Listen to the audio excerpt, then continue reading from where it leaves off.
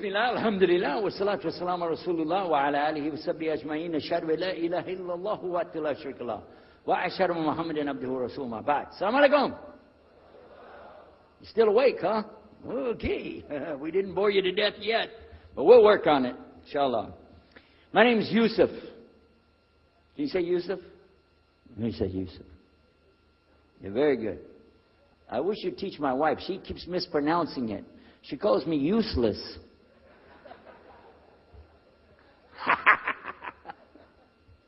Alhamdulillah. Now, how many of you were in the program today? I was teaching us, trying to teach about how to call the people to Islam called da'wah. How many were there? Okay? All right. I just used an example what I was telling you about. Remember I was telling you when you introduce yourself to somebody, you got to get friendly with them. So I just used an example right there.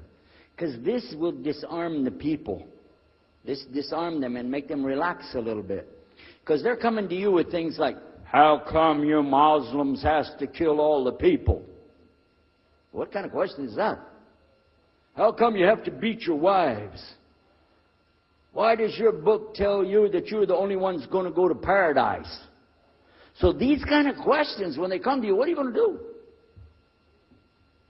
So the first thing, as we said in the program, and I hope, by the way, if you didn't join us today, join us tomorrow.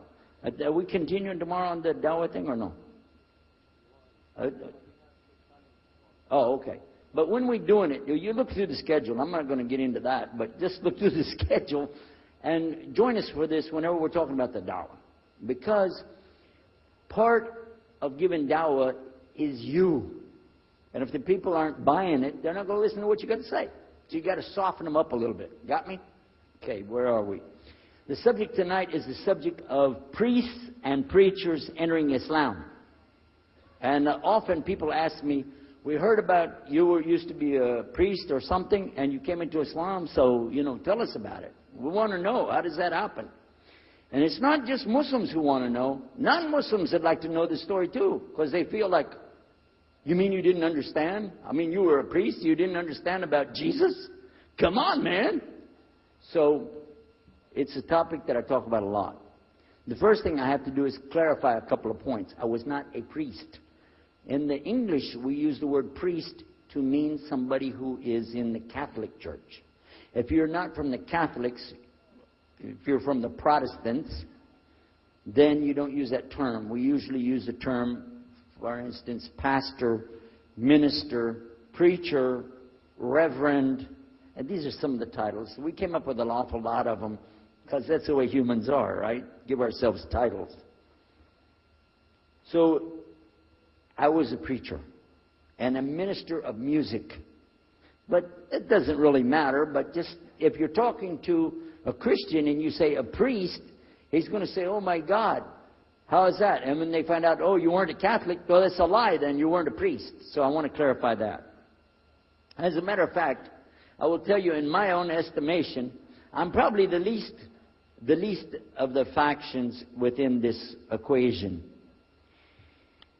Because there were so many other people that came into Islam the same time I did. That's why it takes a little bit of time to tell the story. But they asked me to tell it tonight, so we're going to do that. But I want you to listen carefully to realize what goes through the mind of a person that's not Muslim. Okay? And I usually start out by telling people that my father and I were both ministers, and both of us were also businessmen. In the reverse order. We were business first and preacher second. Got me? Because, well, as they say, business is business. And that's exactly how it worked. We operated mostly in Texas. We had a place in San Antonio, Houston, and also in the Dallas area. And we were very concerned about Christian conditions. So my father started something called Concerned Christian Centers. And basically, if you look at it from a material point of view, it was a place to sell stuff. But what we would do is take consignment things in. People could bring things into us, and then we would sell it and keep part of the money. And keep a lot of the money. But anyway, they would bring in what they make with their hands, arts and crafts. And a lot of old women, they like to sit around and make things, then they give it to us. And this helps the church, which is called the church, and then it helps them as well. So it became like business and religion tied together, and that's very common in our country. At one point, my father told me, we're going to start doing business with a man from Egypt. Well, I said, well, this is great. International sounds good. We can put this in our business card. We're international. He said, and this man, he's from Cairo, Egypt. And that's where, if you know, they have the Nile River. They have those big pyramids. They have the Sphinx, Abu Hul. You know, they got everything. And we said, oh, this is good. He said, and he's a Muslim. I'll never forget it. I've told the story many times, but it's just like it happened yesterday. I'm standing in between the kitchen, or in the dining room and the living room area. You know, like this when we're talking, and I just stopped like this. I said, what? A Muslim? No way. No way do I want anything to do with that. Dad, come on. You should know better than anybody. Because we were linked in with other preachers. My father supported people like Pat Robertson. Huh? You know him? Huh, Pat Robertson? And Oral Roberts. He's not very popular anymore, but he used to be real strong. And his ministry up in Tulsa, Oklahoma. In addition to that, people like Benny Hinn. I don't know if you heard of Benny Hinn. He's coming over this way, so look out. And there's many of them. John Hagee, and the list goes on. Jerry Falwell, Jimmy Swaggart. Some of the names, maybe you heard those before. We know these people. We know all about them. All about them. Okay? So at one point, here I am standing there talking to my father about a Muslim. These are the enemies of God. This is what we've been taught. These same people, I just mentioned their names, in their preaching on the television and so on, this is what they teach. Muslims are no good. Now it just became Muslims are terrorists. But back then, you know, we didn't reach that level yet. We were still just kidnappers, hijackers, you know. They said that Muslims don't believe in God, that they're worshiping a black box in the desert, and they kiss the ground 5 times a day. Now that's what we know, man. So here's this Muslim going to do business with us. I told my dad, no way, I'm not going to do it. And he insisted. He said, I want you to meet this man. He's very nice. And I said, I don't want to meet him. I never am like this, by the way. But on this case, I said, no, that's one thing I'm going to stand firm against. We're not going to do it. He said, I want you just to meet him. I said, all right, I'll do it for you. I'm going to do it my way. I'm going to go to church. And it's going to be on Sunday. When I come out of the church, I'm going to have my Bible under my arm. I'm going to have the salib. I used to carry a big cross. I'm going to have my cross with me. And I'm going to have my hat that says, Jesus is Lord. And I'm going to have my wife, born-again Christian, with me. And we are going to get this demon, devil, infidel, Muslim. And we're going to show him Jesus. Okay? And this is a true story, by the way. So I got up that morning on Sunday, and I was thinking, man, you know. We went to church. Strangely enough, the preacher was preaching out of the Old Testament about salvation coming at the time of David, which really puzzled me because according to Christianity, it's coming through Jesus. And it really, that opened a door for me, but that comes up later in the story. Why was he saying there's salvation before Jesus? That's interesting. Now, when I get there to my father's store, I'm looking around, you know. I'm looking for somebody wearing, you know, a long white robe and some kind of black, you know, thing over that with a long beard. And I guess I was looking for me, wasn't I? Anyhow, when I get in there,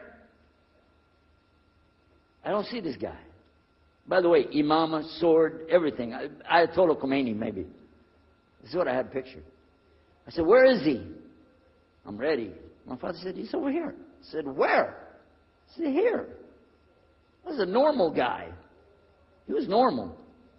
He didn't have a beard. He didn't have any hair at all. I said, how do you do?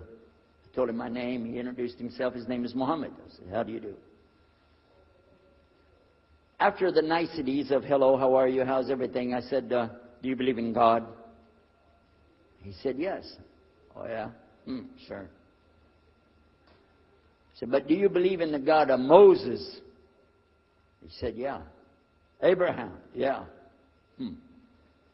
What about David and Suleiman? He said, yeah.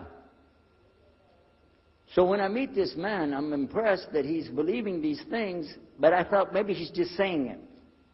So I even asked him, what about Jesus? Because I thought maybe they're first I thought Muslims were like Hindus. That was first. And then when he said he believed in some of the things of the Bible, I said, okay, maybe they're like Jews.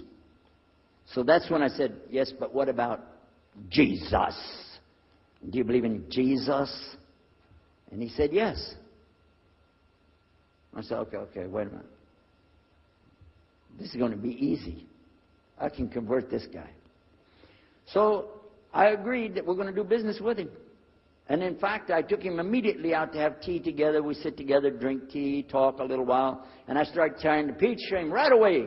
I'm in the Bible. I got it right there. Flip it open. Genesis. Let's talk about Abraham. What do you know about Abraham? Abraham, he had 2 sons, you see, and blah, blah, blah, blah, blah. And I'm doing all the preaching to him. Do you imagine this? And he sat there. Okay. He's a graduate of Allah's heart. Like this. Get me? You know what I'm saying? Well, it happened that during Ramadan, some of his friends that he was staying with had to move their apartment around or something, and he was going to go stay in the masjid for itikaf in Ramadan. It's normal.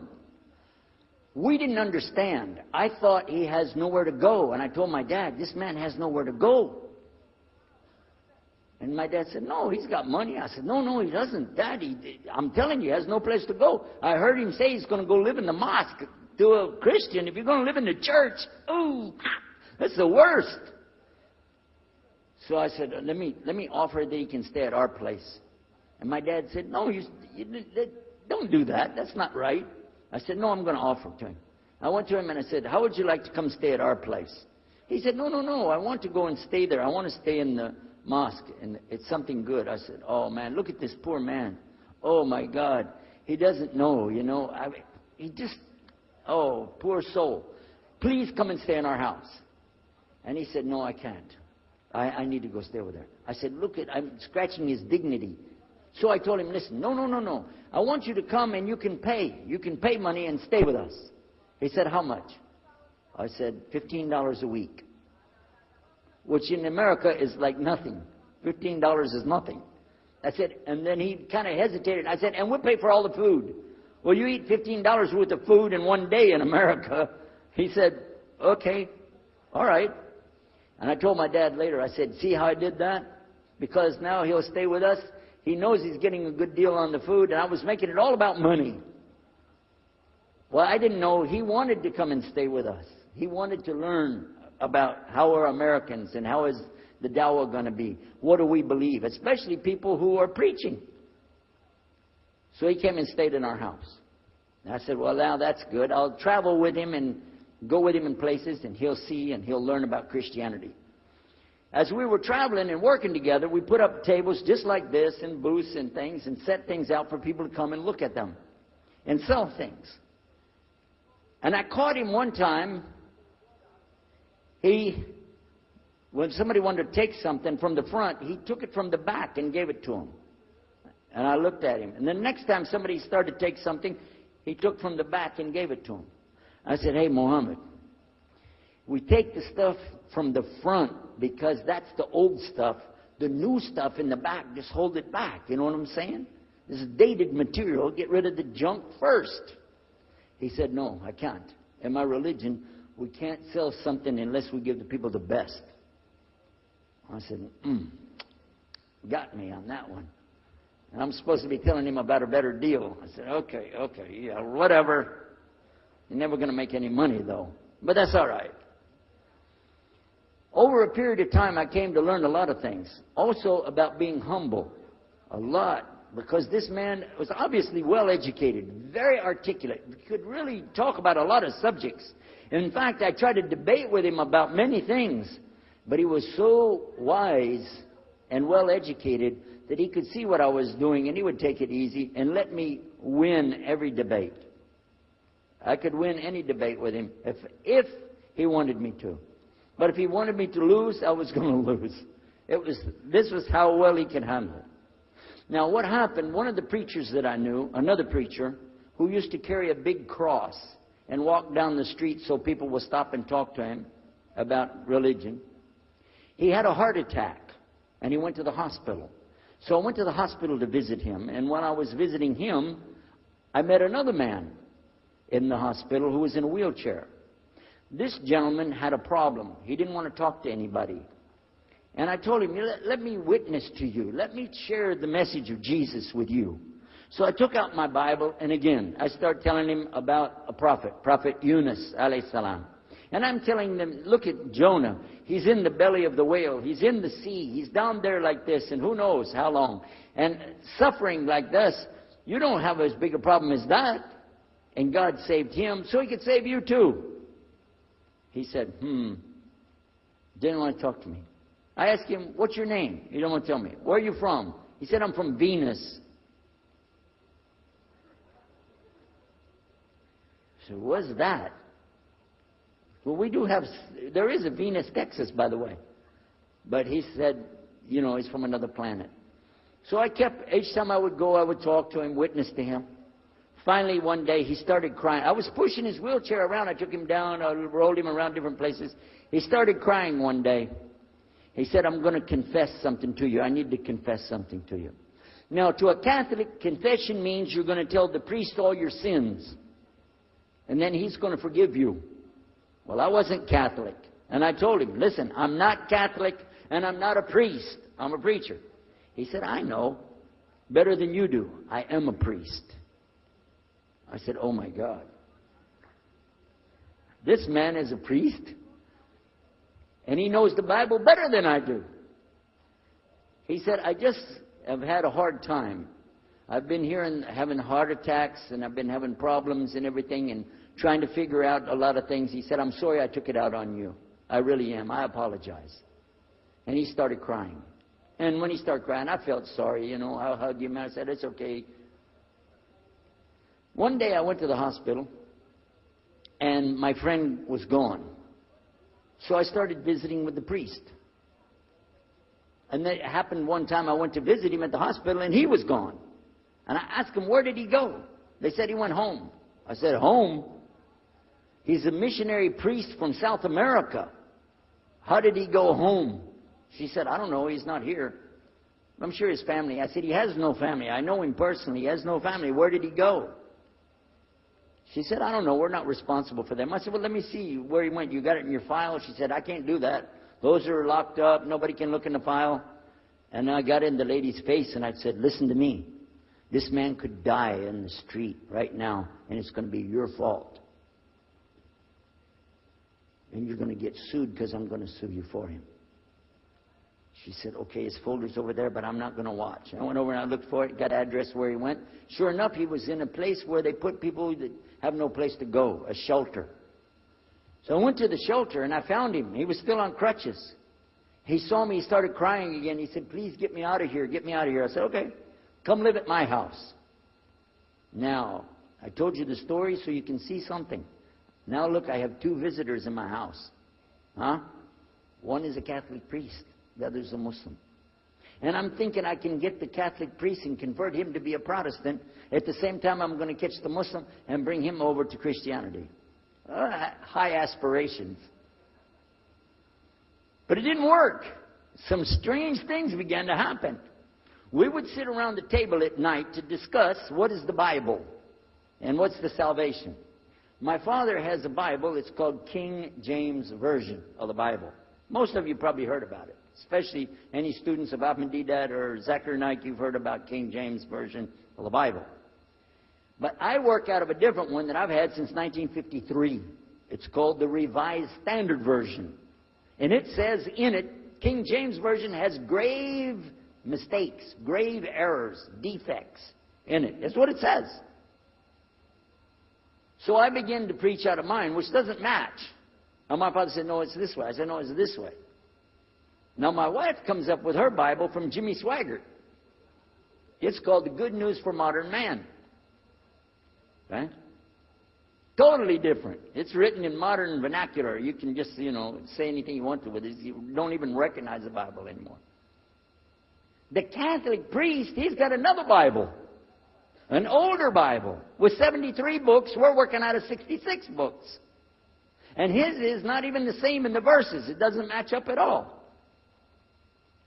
And I never even knew about this subject until then. And he's saying this, and I'm saying that. My father's saying something else. My wife's saying something else. And all the time, Muhammad the Muslim is sitting over there like this.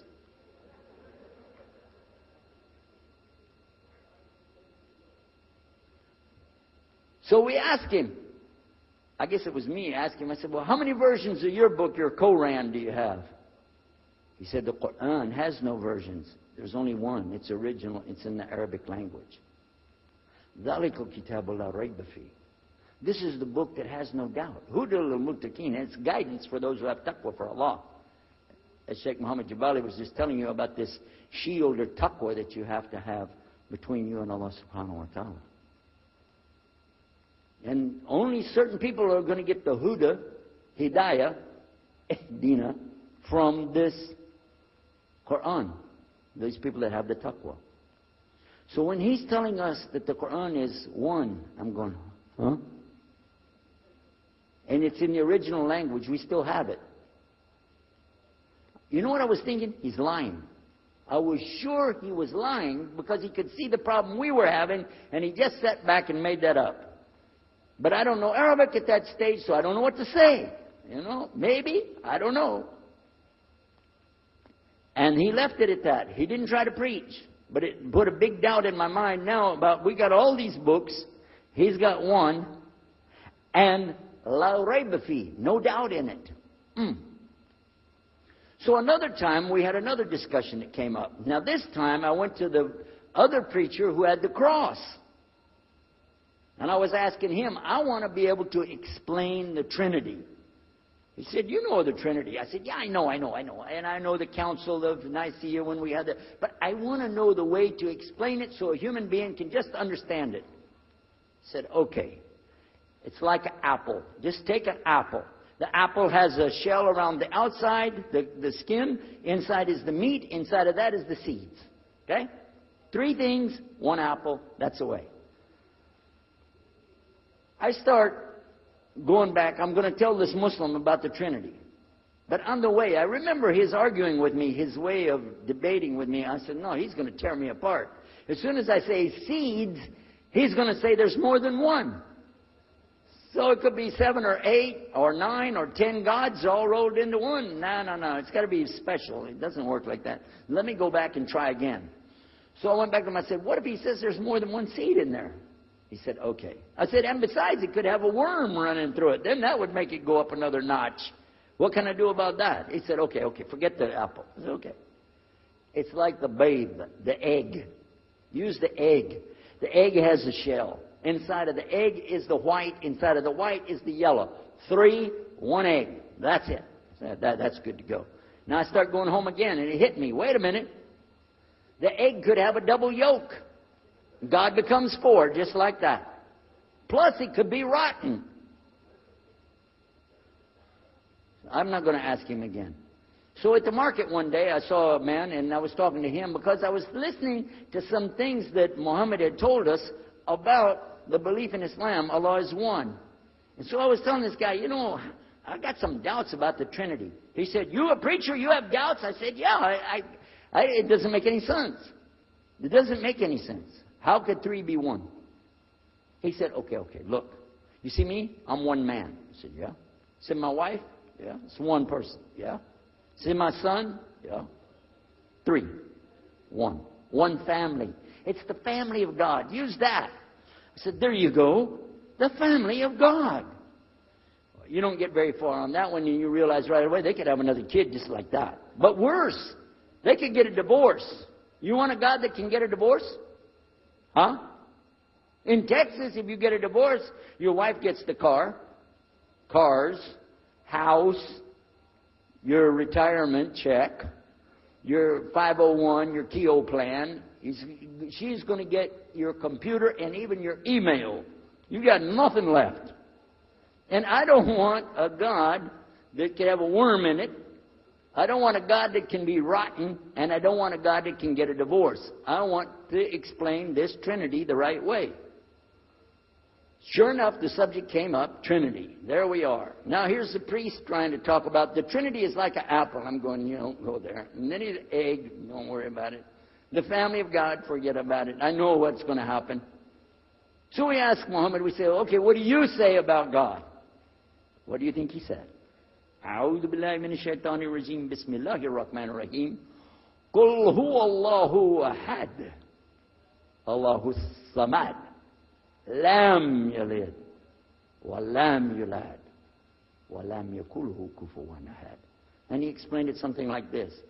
Say he is Allah, the unique, not like anything else. He's eternally sought after by his whole creation, but he doesn't need the creation. He's not the father of anything. He's not the son of anything. He's not like anything. And he is unique. Ahad. I said, boy, that's exactly what I already think, but I can't admit that. That sounds too easy.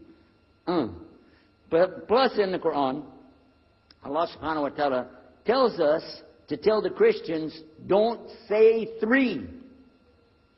Here's a little point. I'm going to go out of the story for a minute to show you something. Nowhere in the Old Testament, the Torah, or the Zabur, the Psalms, or the Injil, which is the New Testament, nowhere in the Bible do you find the word Trinity. Not once. Not once is the word Trinity. But it's in the Quran. We have it in the Quran. It says, Thalath, tell them not to say Trinity.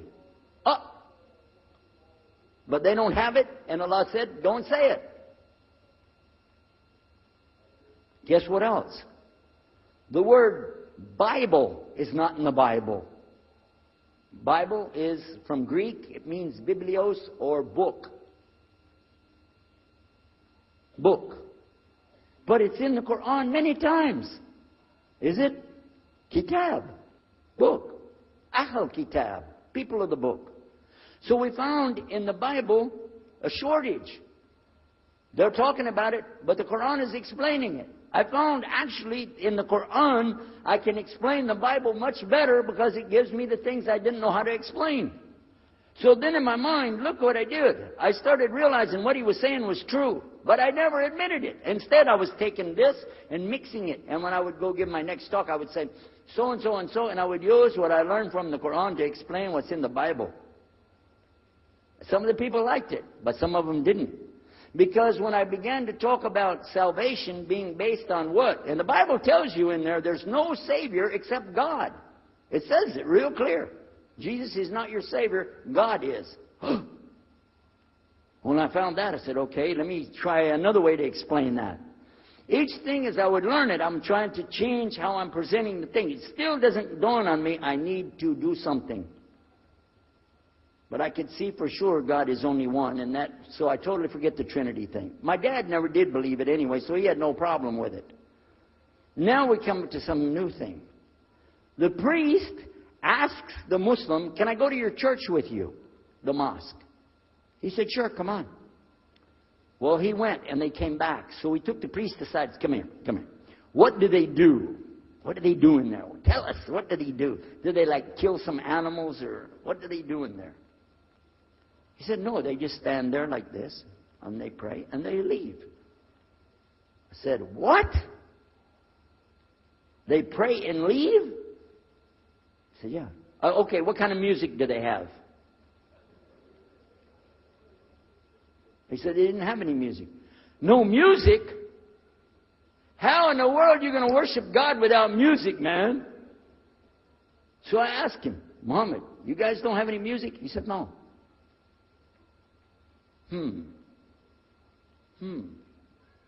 Now, I'm in the piano and organ business.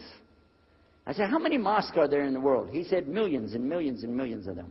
And I said, none of them have a piano. He said, no. Any of them have an organ? He said, no. Oh, man, I can get rich.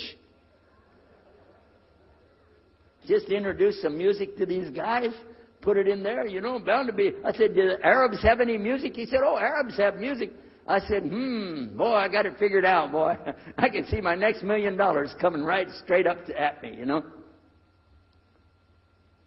So then the priest asked again another time, he wanted to go back to the masjid again.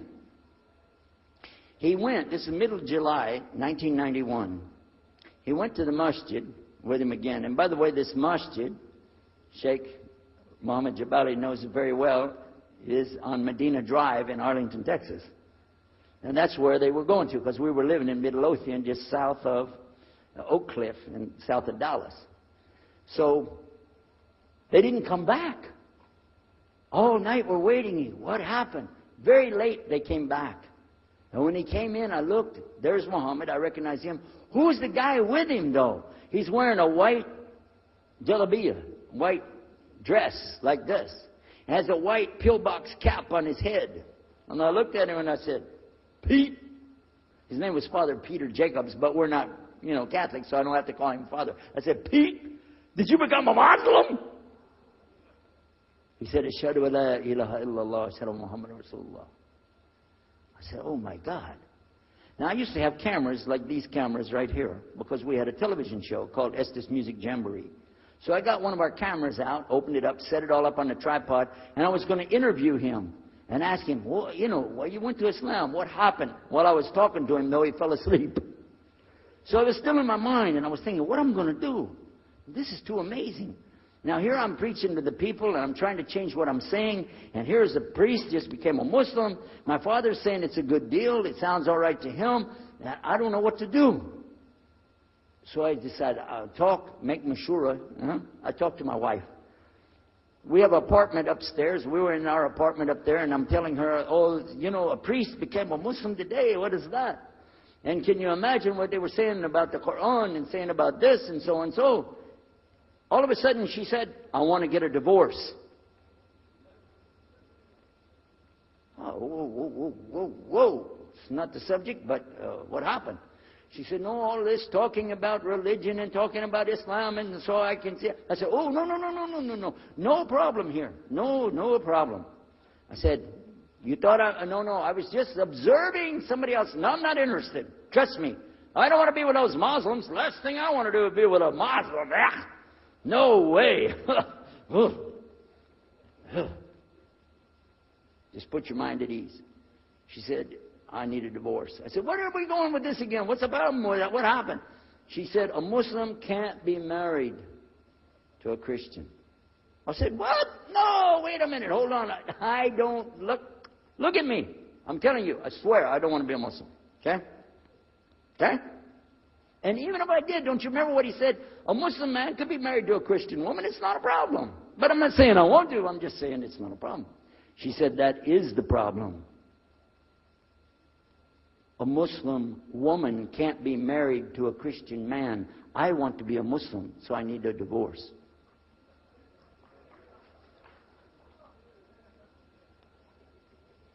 I'll never forget, I was sitting right on the edge of the bed, just sitting there, you know, and I almost fell over. I said, at last, I can tell the truth. I can say it. I didn't realize that she liked the idea. I was afraid. I said, okay, the good news is, I too want to be a Muslim. You know what she said? I don't believe you. I said, no, really. I was just saying that because, you know, but for sure, just so you know, I want to be a Muslim. I've been thinking about it. I want to be a Muslim. We're both going to be Muslim. Alhamdulillah, it's going to be great. Right? You know what she said? I don't believe you because you're either lying right now or you were lying 5 minutes ago when you said you didn't want to be a Muslim. And either way, I don't want to be married to a liar. So get out.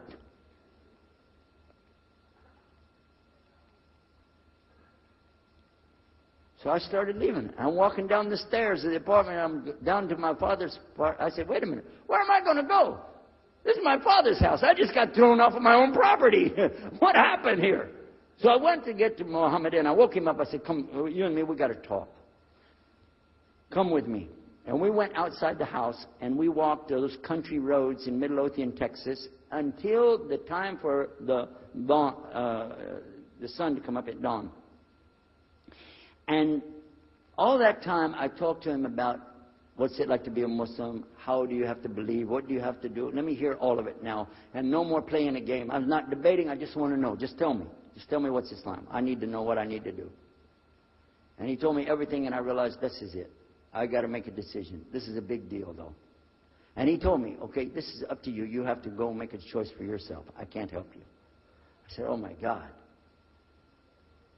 So when he was praying Fajr, I decided, I've been watching this man praying this direction with his head on the ground. It's so beautiful to see a man humble himself, put his head on the ground to the Rabbil Alameen. I said, oh my God, let me try that. So I sneaked off somewhere where nobody could see me, illallah. And then I found a place, a board there, and I bowed down on the ground, and I put my head down on the ground on that board there. And by the way, I'm pretty good at speaking, especially in prayers. I used to make so long a prayer, they wouldn't let me say the prayer at Thanksgiving because the food would be cold. Okay? But I put my head on the ground, and only these words came. No more words, just this. Oh God, guide me. That's it. And I was thinking, well, I got to say more than that. Nothing. Oh God, if you're there, guide me. That's it. After a while, I sat up and I looked around. There wasn't any fancy rainbow. It wasn't birds flying around. There was no big signs from above. There was no music, angels, harps, nothing like this. It was just a cloudy day in Texas. But inside, I could realize I had to make some changes. To me, that's what I need to do. There's the problem, it's inside of me. Within a few minutes, it became clear what I needed to do, and I had to develop an idea of how to pull this off.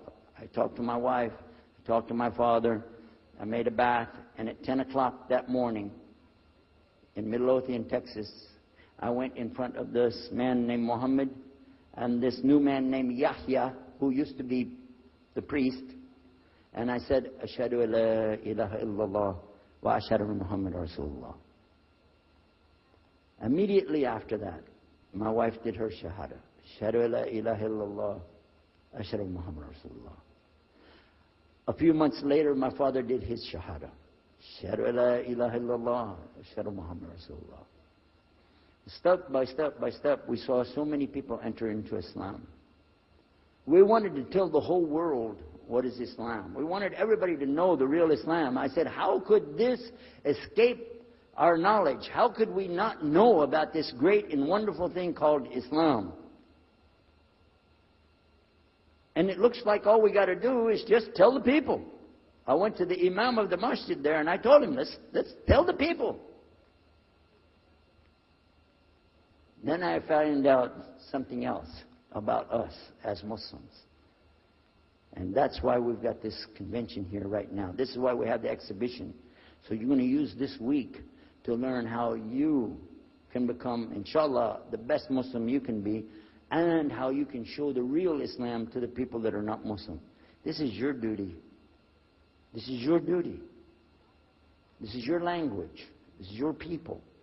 Just as it's my duty to give the message to my people and my language.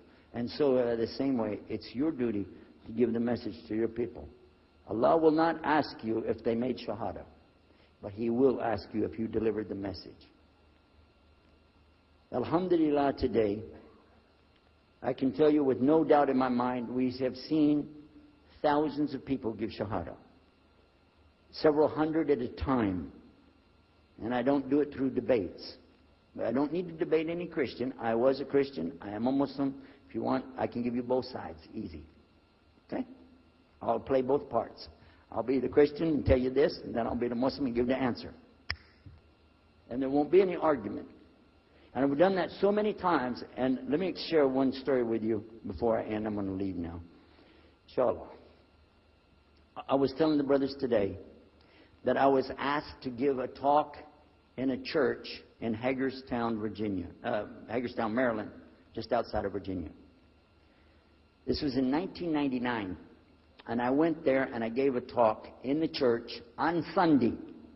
Because I know how to address the people. How many years was I a Christian? 50 years? I know what they want to hear. Get them ready, and they said, oh, wow, this is normal preaching. But then when I came to the part, La ilaha illallah, I stayed on La ilaha illallah until they said, yes, that makes sense, it makes sense. There was one old lady that she was saying yes. Afterwards she said, yes, but I just don't want to do it the way you're telling me. Okay? But guess what else happened? 2 people did Shahada right there. Hello? In the church. In front of their preacher. They said, yes, we agree. We like this. We want to know more. And we say there's only one God to worship. Shahadu la ilaha illallah. In front of the preacher. And one of them was his daughter. I took them to the masjid, and they did Shahada in the masjid that afternoon, a Sunday afternoon. And later, the boy, he married the girl. They're Muslims living there now. Now, let me ask you a question. If I would debate and argue with this preacher and made him look stupid, would he ever bring me back again? No. I'm going to ask you a question. If you were at a place and you saw somebody change their religion to another religion in the temple of that religion, and the father was the priest there, what would you think? Is that man ever going to call me again? Do you think he'd call me again? 3 months later, he called me again. Come back again. We really enjoyed it so much. I said, how's your daughter doing? I want to remind him, see what he's going to say. He said, well, she's doing fine. She likes Islam. It's very nice and lovely. She treats us so good. You know, we're amazed at her personality. We love you guys. Could you please come back again? And I did, alhamdulillah. So I'm just showing you that it's not guidance from me, not guidance from you. It's guidance from Allah. Allah guides whom He wills. Whom He wills. So we ask Allah to guide me, all of us, and all the people. And whoever He guides, they'll be fine. But whoever Allah doesn't guide, they got a problem. Serious problem. Our job here with this exhibition of peace, vision of Islam, is to do one thing. Communicate the true message. If the people don't want it, that's your choice. That's their choice. You don't have to take it. But it's our responsibility in putting this on, all the scholars that are here, it's their responsibility to tell us what's the truth in Islam and let us see for ourselves. And that's what we're going to try to do through this week. So I need you guys to listen to me. You have to participate. Your side of it. Your side of it is to show up every day. And your side of it is to bring other people. I want you to look at all that blue plastic. Look at the blue plastic back there. You see that blue plastic? The next time we come up here, I don't want to see blue plastic. And that means I don't want you to steal the chairs tonight, okay? I want you to go get some people and fill up those chairs so they can hear this message before it's too late. Because if that man from Cairo, Egypt, had not taken the time to spend 3 months of working slowly, carefully, nurturing myself, my wife, my father, my daughters. They also became Muslim, by the way. I forgot to mention that part. And a priest. Look at what Allah gave him. And from all the people that we gave Shahada, this man in Egypt is taking the reward for that, even now. Even now. I'm not saying you'll give a Yusuf Estes the Shahada, but I'm saying Allah will give you the reward according to what you're trying to do. Please don't leave this place tonight and forget what you heard here. Please carry this with you. Dr. Jafar Sheikh Idris.